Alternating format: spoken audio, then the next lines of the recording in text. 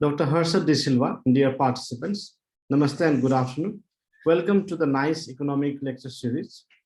Through NICE Economic Lecture Series, we aim to invite eminent economists to discuss contemporary economic issues at the time when the world is struggling with post-COVID-19 recovery, which has further been hit by Russia-Ukraine crisis. Before we start, let me briefly introduce NICE.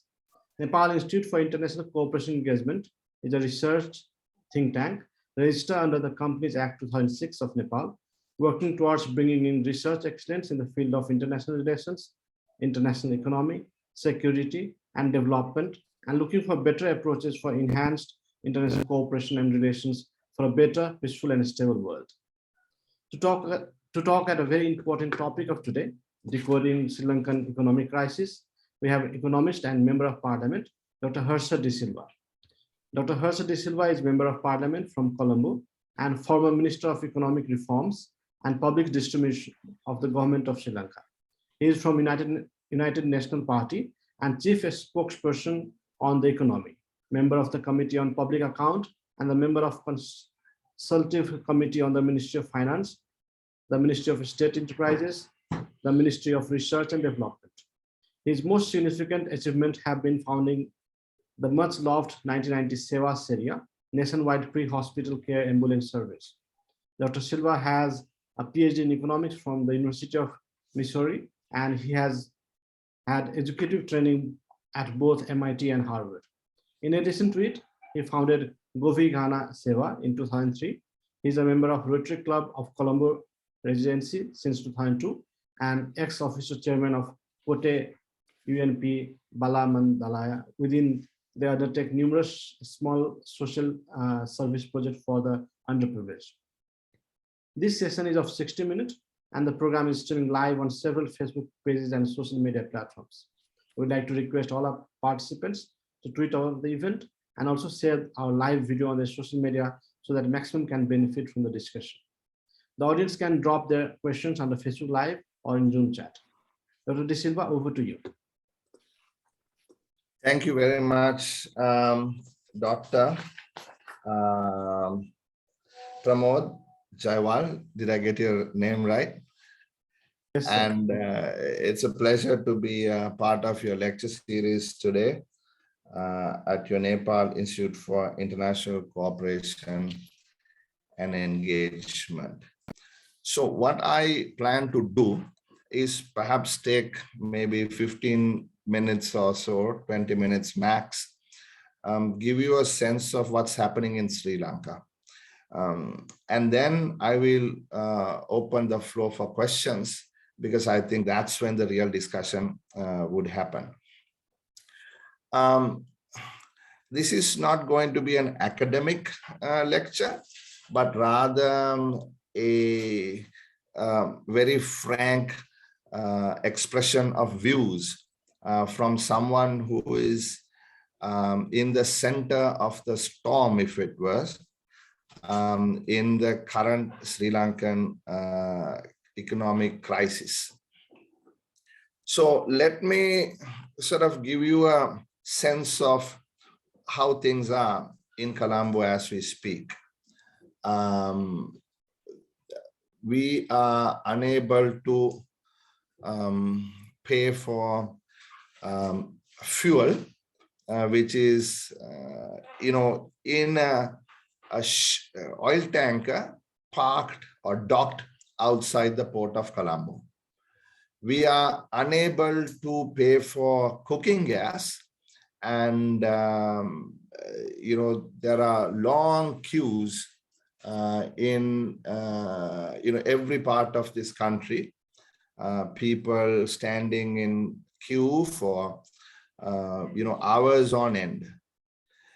We are unable to pay for medicine, and doctors are crying out for help from the international community, Sri Lankans living overseas, to kindly send home life-saving drugs. We are unable to pay for the coal and electricity, heavy fuel to run our power plants.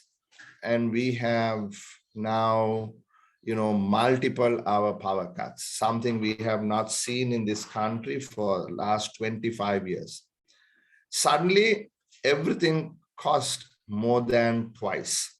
Inflation is close to 50% on food inflation, 47 or some percent, it really doesn't matter anymore. These are the official figures, but unofficial figures are much higher. The currency has depreciated more than 100%. The value of the Sri Lankan rupee was at 182 rupees to the dollar when President Rajapaksa assumed office in November 2019. Today, the bank rates are around 360, 370, sometimes even little more than that to the dollar, from 182 to 370. So that's more than 100% depreciation. The black market, which is thriving, is over 400 rupees to the dollar. So you can imagine, we have been tossed around and taken to a place where we have never seen before. Completely unprecedented situation. People started protesting because they couldn't find, sufficient rations, provisions for their daily existence. That has now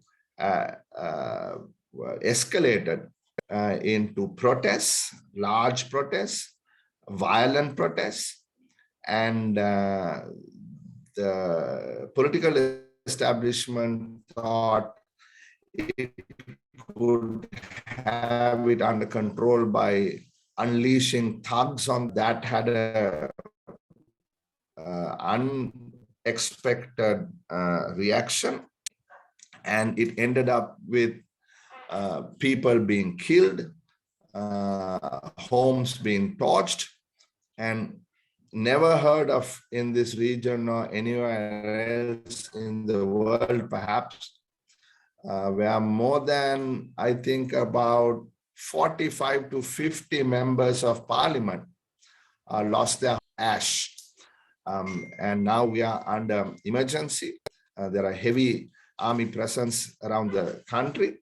And again, tonight at 8 o'clock, we go into a nationwide curfew. So things have deteriorated from a very stable upper middle income nation within a matter of months to a nation that is not able to even pay for absolute essentials, and a socio-economic political crisis. And as of today, there is no cabinet. The prime minister, who happened to be the brother of the president, was sacked. The former prime minister, who didn't have a single seat in parliament except for his own, did a deal with the president and became the prime minister in what we consider a most unparliamentary and illegitimate act. And he has been attempting to form an all-party government, and he has failed because the main opposition parties have refrained from joining him. And tomorrow we go into parliament, and we will see what happens, because there is a vote of displeasure, a censure vote on the president, and we'll see what happens from there on. So from a stable equilibrium, we have fallen into an unprecedented fluid situation where we don't know what's going to happen tomorrow. So that is the gravity of this crisis. Okay. Now, it is now a socio-economic political crisis, but it started out as an economic crisis. And what is relevant to note is this didn't happen overnight. even though it was triggered by two rash, illogical, incompetent, arrogant decisions, which I will come to later. But Sri Lanka started out well after getting independence. We had a surplus in the balance of payments. We were expected to be the Switzerland of Asia. We were situated at the right place, a small country, well-educated people, abundant with natural resources, and for centuries been the hub of the Indian Ocean, a country that was always integrated with the world. And it was a very fortunate situation to have been in, right? But due to various political, ideological differences, we have not been able to achieve the potential that we had.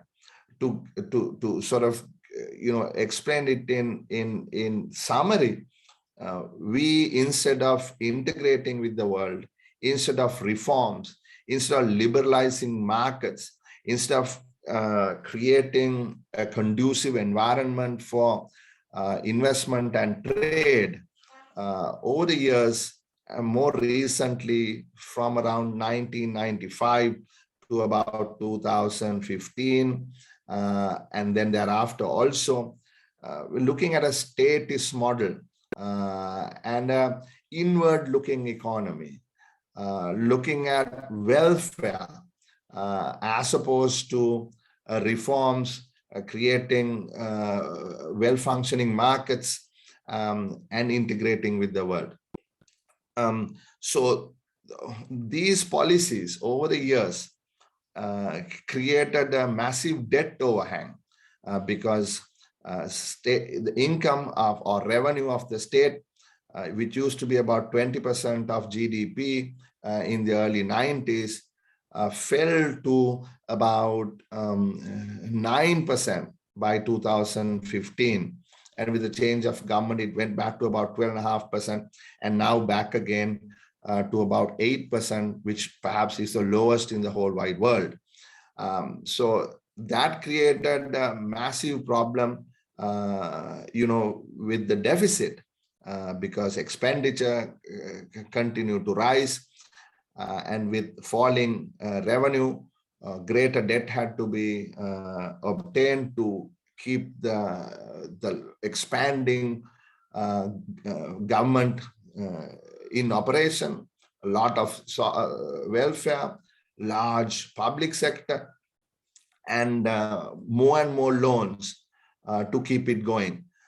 So every year since independence or soon after independence, we've been running a deficit on the fiscal side. And only in 2017 and 18, 19, because we had some issues with some bombings that created chaos, we were able to have a surplus in the primary account of the budget. So you see where our problems are. And as at last year, we were perhaps the highest in terms of the the interest to revenue ratio in the world. Our interest payment alone was close to some 76% of total revenue of the government, right? So that goes to show how complicated or how big, how detrimental our position is in terms of the debt overhang. So while we were running a deficit on the fiscal side, we were running a deficit on the balance of payments side, because we were obviously consuming more than we were producing. And that obviously, ended up with a larger and growing amount of external debt. And when we moved away from being a low-income country about, maybe, decade or so ago, the lines that we had with multilaterals on soft loans disappeared, and we had to start moving into more commercial debt. And that debt, obviously, as you know, are more expensive and short term. So the composition of our foreign debt changed from, 0.25%, 40-year easy payment loans to 7%, 8%, 5-year, 10-year bullet payment international sovereign bonds. So suddenly, with the two decisions that I said were made by the government that triggered the collapse. One was a, unimaginable decision to cut taxes, reduce the VAT from 15 to 8%, abolished things like the pay-as-you-earn tax, got rid of the withholding taxes, and even on the VAT, increased the threshold from something like 12 million rupees a year to 300 million rupees a year, so which took out 80% of the VAT payees and created about a hole that was about a third of what was expected in terms of revenue. And with that decision, which was completely illogical by the Treasury, the central bank also then supported that decision by sort of saying, okay, we'll print the money necessary, sort of complete misinterpretation of the modern monetary theory. The Stephanie Kelton book about, where she has a strong caveat that it cannot be applied all over the world and only in specific cases, particularly if your debt is in your own currency. In America, Japan, etc. But this was used, and we printed an enormous amount of money. When that happened, the international credit rating agencies immediately saw what the future was. They started downgrading Sri Lanka. And then soon thereafter, the pandemic came. Pandemic hit us a bit. But, your country also was hit by the pandemic, and therefore tourism, yours and other countries around the region also had to deal with it. But most people came out of it. While this was happening, the government took another unbelievable decision to ban the import of chemical fertilizer. And that was a body blow, a death blow almost, to the agriculture sector. And now we see harvest falling in some areas by 50, 55, 60%, which has created a huge issue in the real economy. The moment, the farm income drops, that has a multiplier effect. It is, spreads across the rural areas. Because everything is tied to the agriculture, and that has taken a massive hit in the rural areas. The World Bank has indicated, not now, about a year ago, that $3.20 poverty would have increased by 500,000 people. But my own guesstimates are that poverty increase would have been in the millions, right? So Sri Lanka's poverty would have gone up from about 5-6% to perhaps 20%, 25%, because a lot of people would have fallen below the poverty line who were just above the poverty line. So the problem is very, very complex. And then the question is, where do we go from here? What do we do, right? So people like myself, as opposition politicians and other independent economists, have been advising the government for a long time that they need to go to the IMF and, get to a program, hopefully extended fund facility, which should help them do the necessary reforms, because it is a matter of postponing reforms, right? This is just a matter of postponing reforms and complete illogical policy responses to deal with the crisis. Okay, so what needs to happen is to really get into a IMF program, and you know what comes with an IMF program. First, a stabilization needs to happen, and part of that has already happened with the forex in the forex markets, with the exchange rates adjusting, like I said, by over 100%. Interest rates have gone up from about 6%. Treasury bill rates have gone up annually from about 6% to about 25%.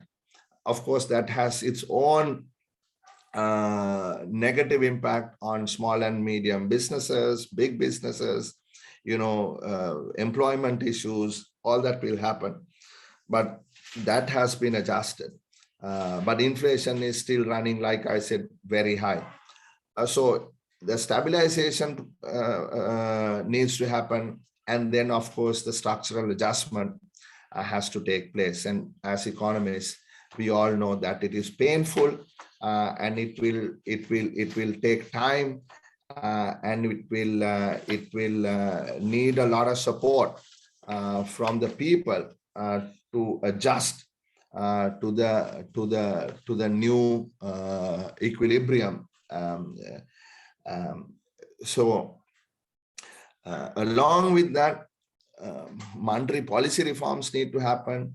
Central bank needs to be, told in no uncertain terms that it cannot print money like they did before. So there is even a discussion in this country today whether the central bank should be basically removed and replaced with a currency board, because people have now realized how detrimental it is when irresponsible central banks attempt to, or given to fiscal dominance of monetary policy.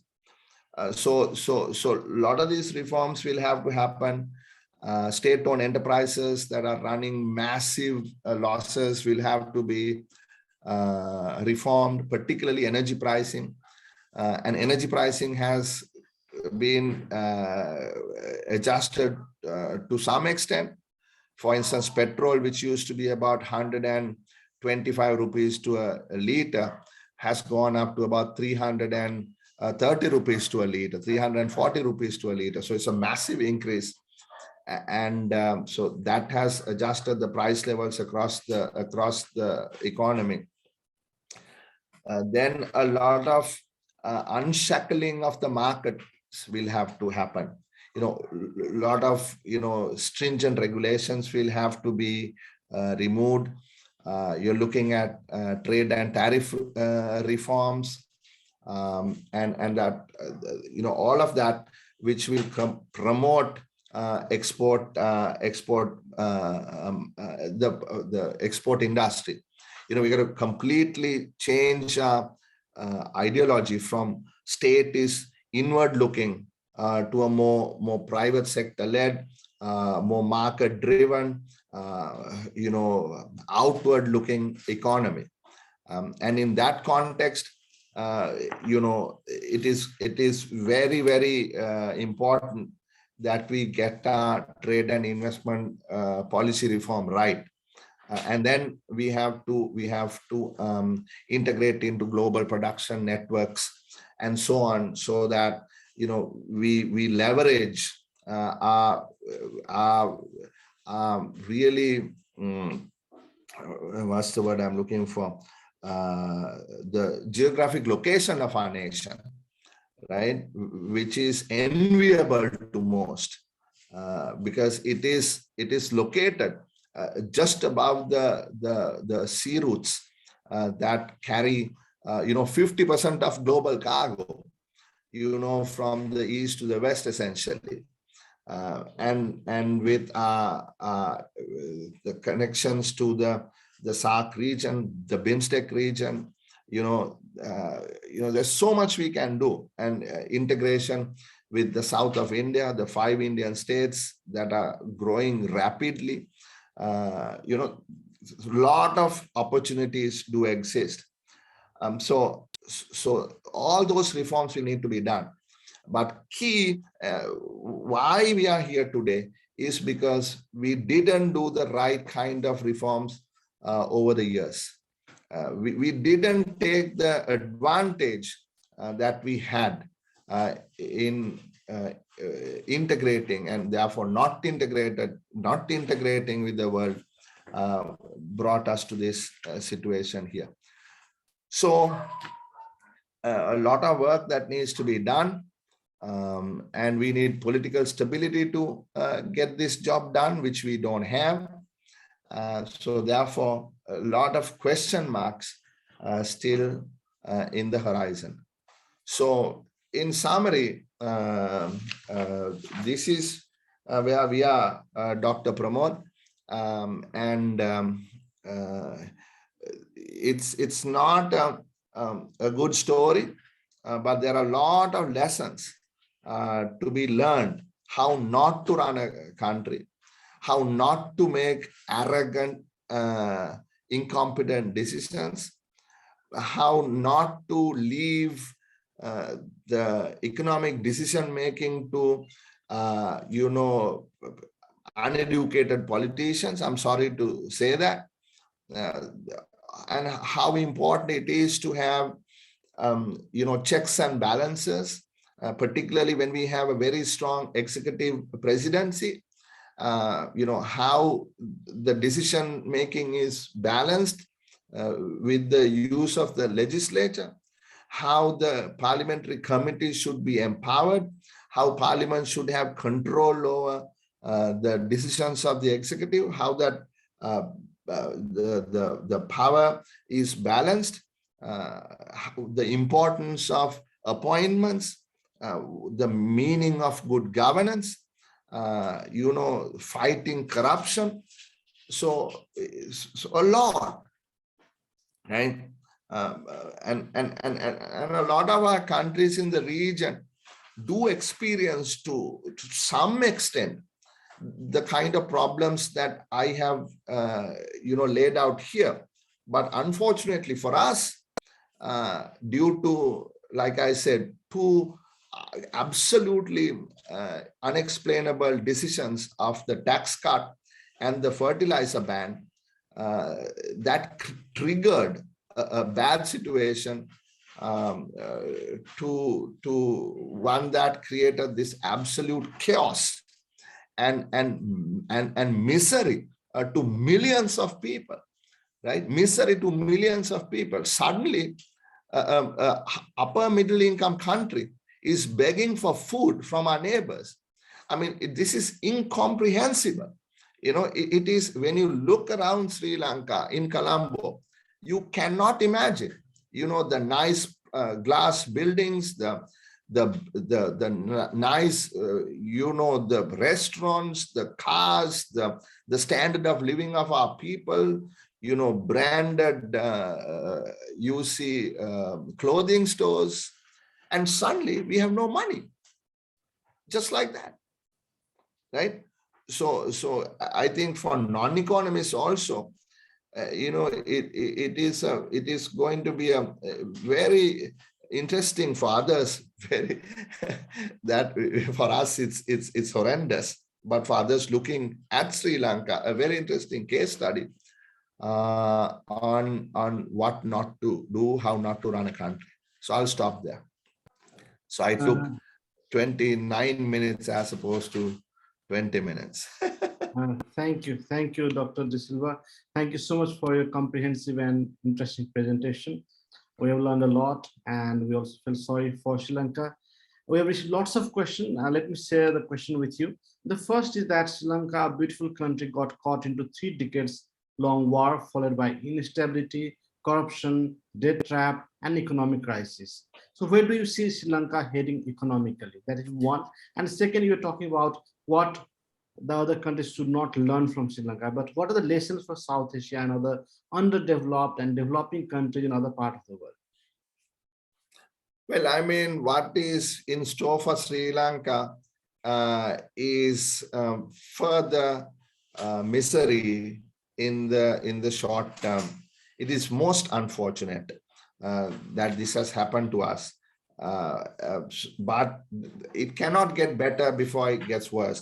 The reason is we need to be able to restructure our debt.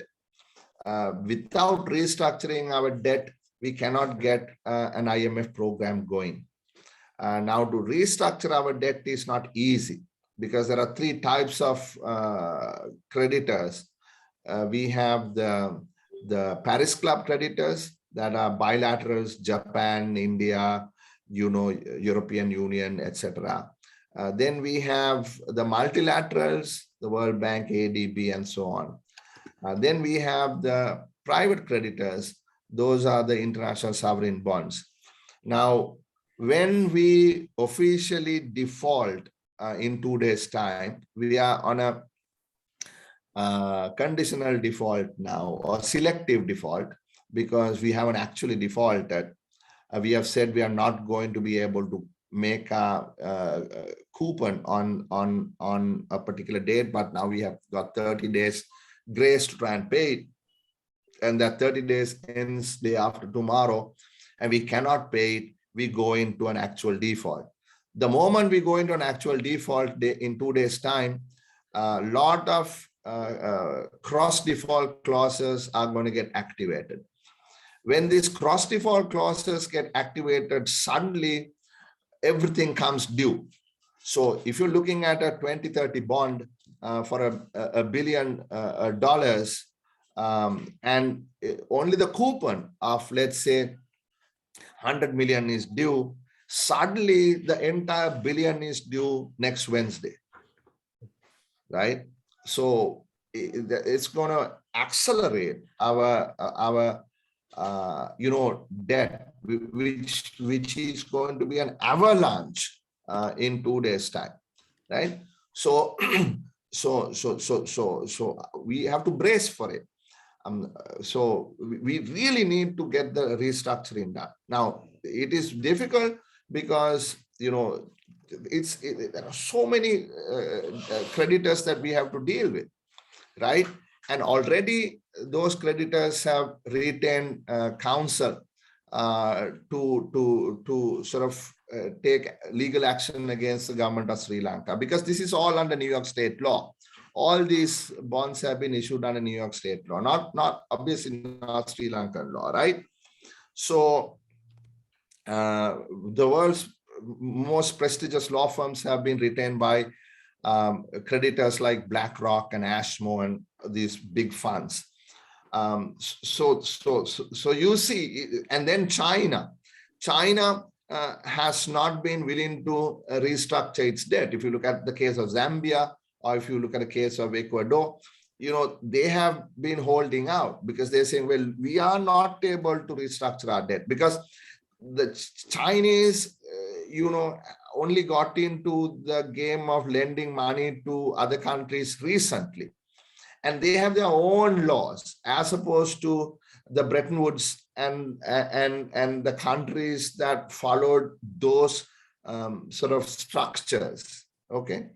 So therefore, it is going to be difficult to negotiate the Chinese debt. But unless we are able to negotiate the Chinese debt, we cannot negotiate the rest of it, because we have to have everyone pari passu. So everyone has to be treated equally. So unless we are able to have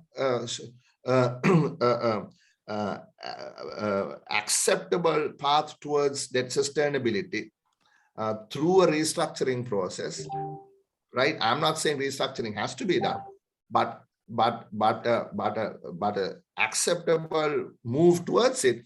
We cannot even get a staff level agreement from the IMF.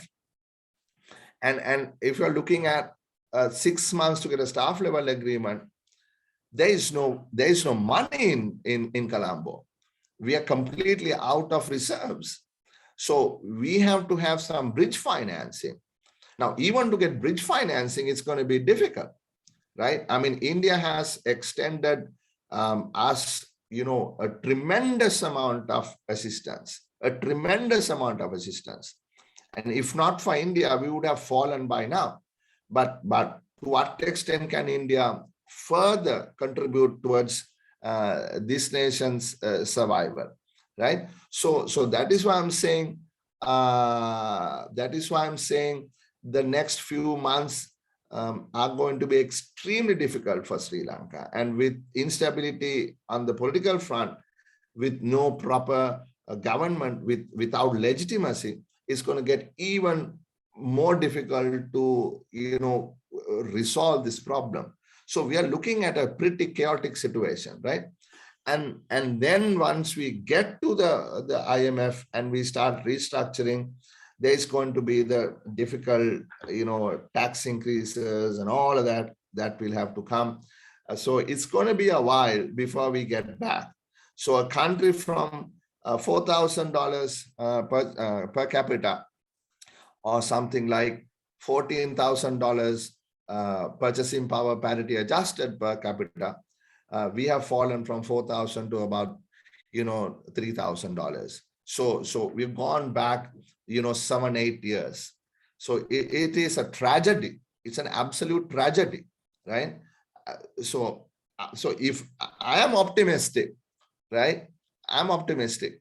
I think because Sri Lanka is still a small country, it's only 20 million people. And if we really put our heads together and do the right kind of reform, I think in 5-6 years, we should be in a much better place. To your second question, what can people learn? Just look at this country. Look at this country, how upper middle income country has gone bankrupt. And what I said, read into it, analyze it, and perhaps we can have another seminar in a year's time, and then we can talk more. Dr. De Silva, you were talking about China. So, and we read lots of reports that Chinese debt is one of the major factors responsible for Sri Lankan economic crisis. Is it really the root cause of Sri Lankan current situation? And what is the role of China in this crisis? Can you please elaborate? Look, I mean, I don't want to accuse China just because everyone else is accusing China. I think that's not a fair assessment. Now, the fact is 40% of our international debt, foreign debt, is to private creditors.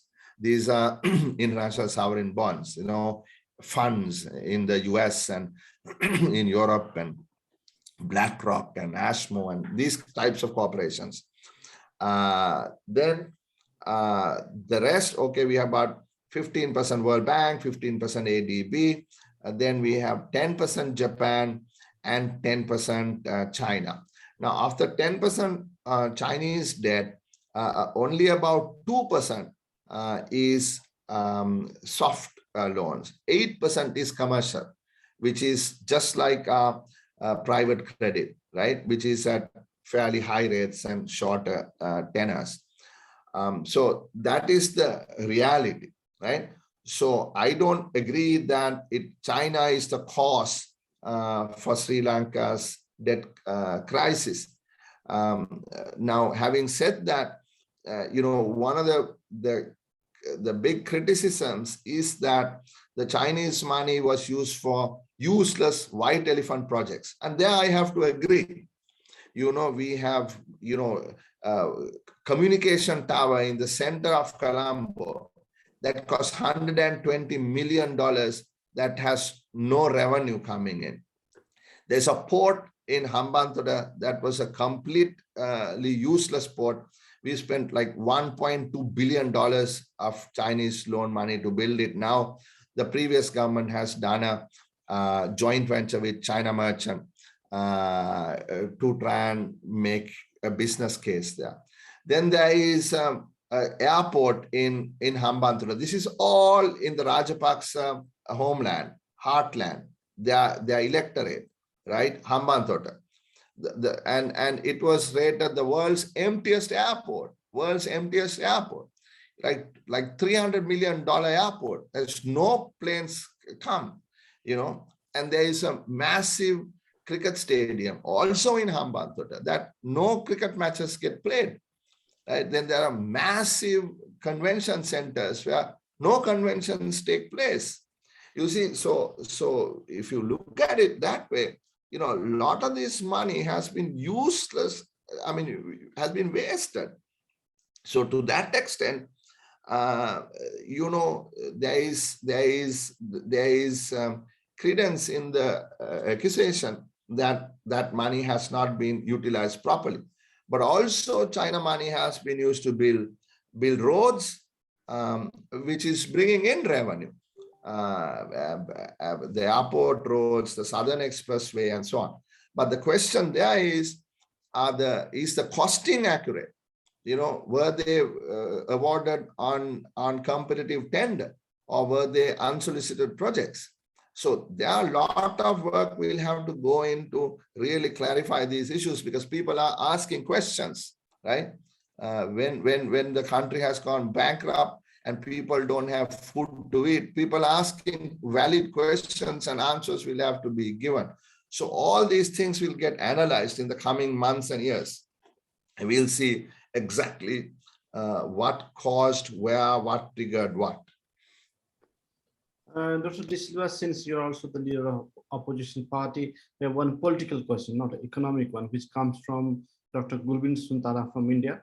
Even if there is disappointed over Ranil being appointed as Prime Minister, given the current economic situation, is it prudent to work and cooperate with the PM to come out of the mess, and also at the same time initiate process in the parliament to abolish executive presidency? No, I mean, that is not an unfair question. I mean, the issue is, we have no issue with Ranil, really. He's a capable person, and he's got the right economic ideology. I mean, he's for liberal markets, and he's for integrating Sri Lanka. So I have no ideological issue with him. He's the person who brought me into politics, and I have that respect for him. The issue is not that. The issue is with the president, with Gotabaya Rajapaksa, who has completely failed us, failed the country, and taken people from upper middle income to poverty, right? And the rallying cry across the country is for Gotabaya to go home. So hashtag Gota go home is what everybody is talking about. So he has to go. The issue is he's not going, right? And I personally met with the president for 2 hours and 15 minutes just over a week ago with 3 other colleagues of mine. And what we told him is, Mr. President, leave, but we are not asking you to leave tomorrow. Give us a timeline.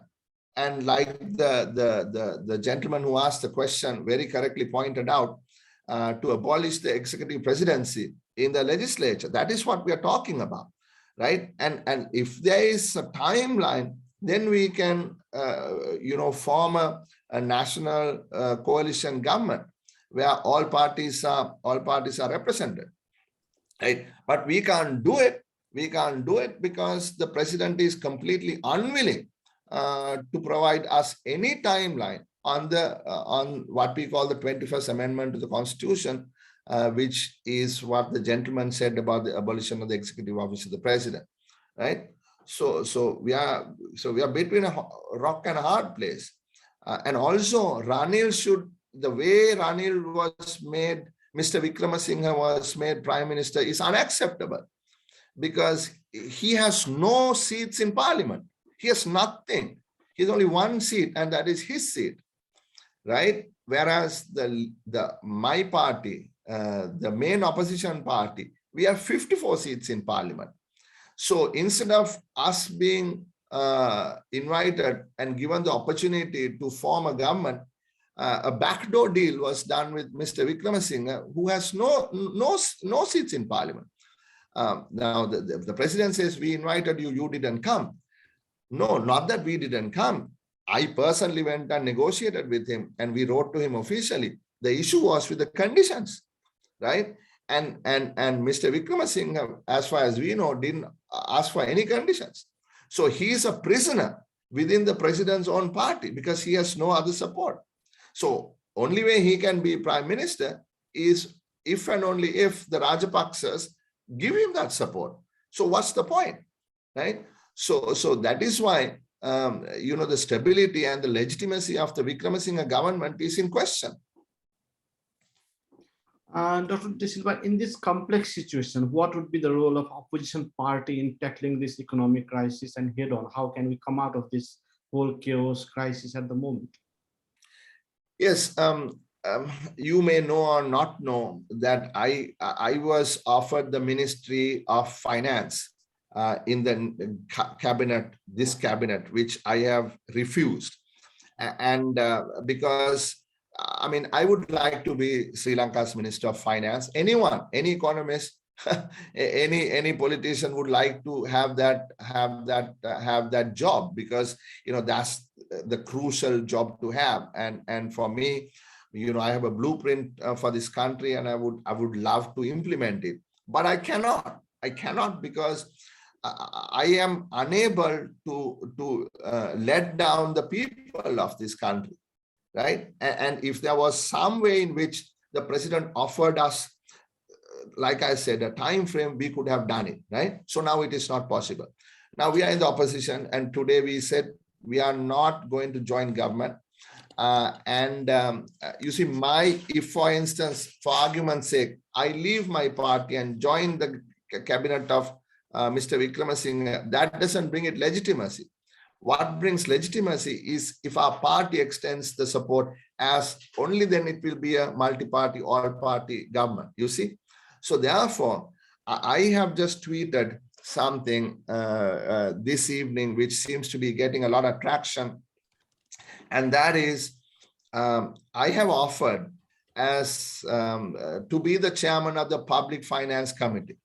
Right, the Public Finance Committee is the most powerful committee in Parliament, as you probably know, in any Parliament, because in our Constitution, the full control of finance is with Parliament, right? So I have proposed that I will create a all-party committee in Parliament and give it leadership as the chair of the Public Finance Committee, and create the plan, which then can be used by whoever government, obviously, to put forward to the IMF and others.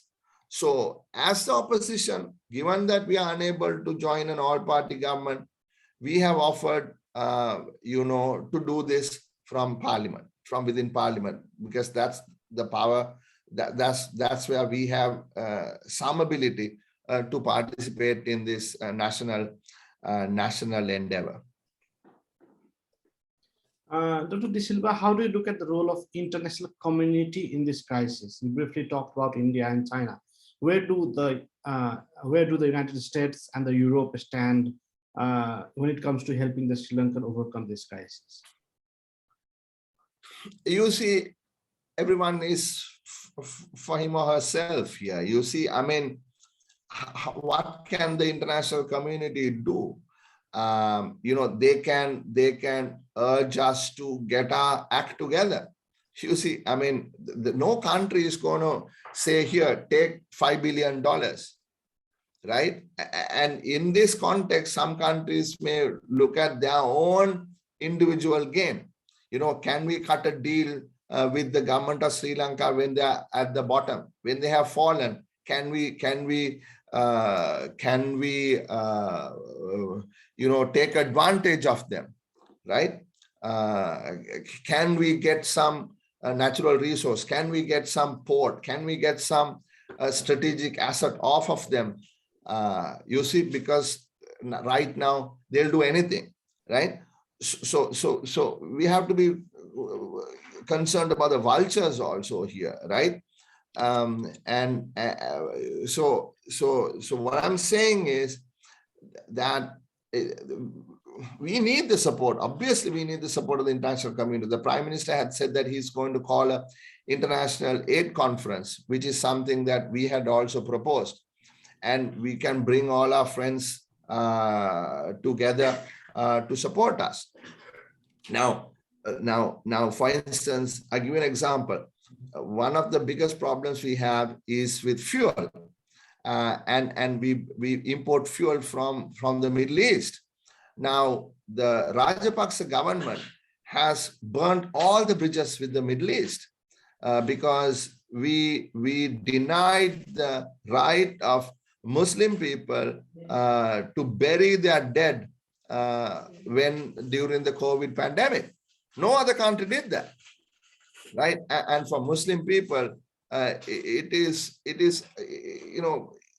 haram, I believe, to burn their body, burn the corpse. You don't do that. You don't cremate. You bury. The Muslim people do that. What kind of government would say, look, we are not going to let you do that because it's going to contaminate the groundwater? What kind of nonsense is that, right? So these kinds of things have created such tension, and there has been no support coming from the Middle East. So with the sitting president there, I don't see how that is going to change either.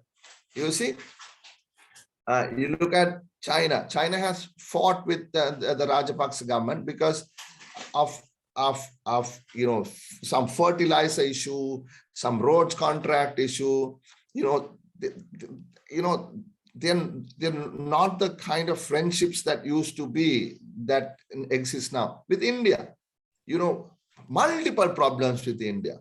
Then Europe, with the human rights issues in Geneva, we fought with the entire European Union, and we made statements, that are not at all keeping with the sort of diplomatic language, right? We fought with America because America was going to give us what is called MCC. I think Nepal or some other country got it. Millennium Challenge Corporation. It was a grant of $500 million, $480 million. We accused the Americans of trying to divide the country by erecting a wall from Colombo to Trincomalee.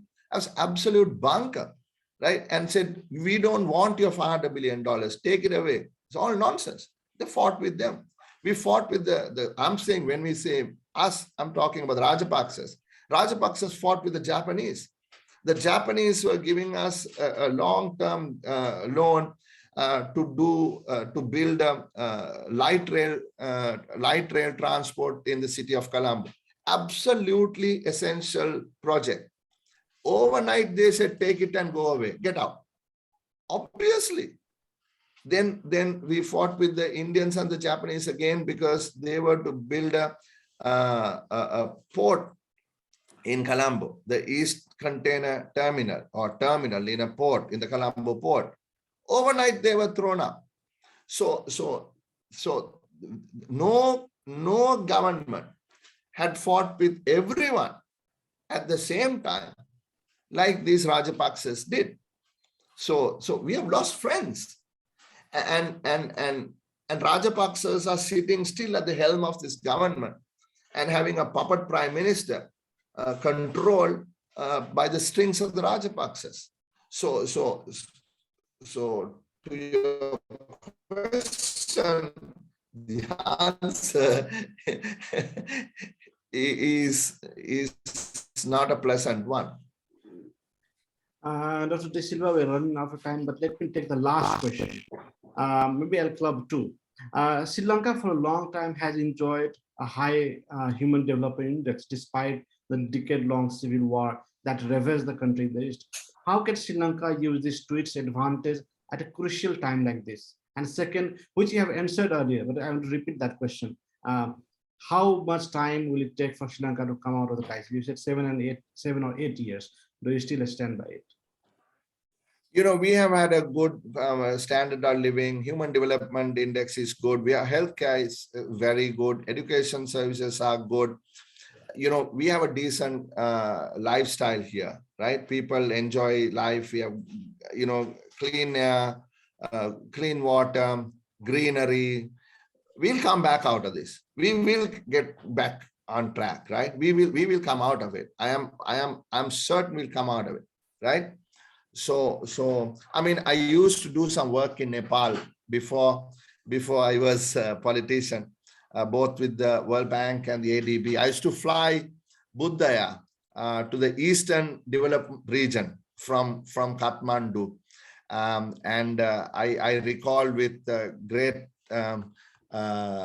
fondness my many visits to Nepal.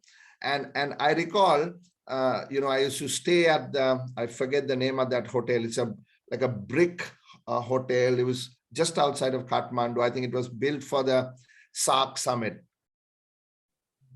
Hayat or Dwarka? I cannot remember, but there were chalets, and I used to be in one of the chalets.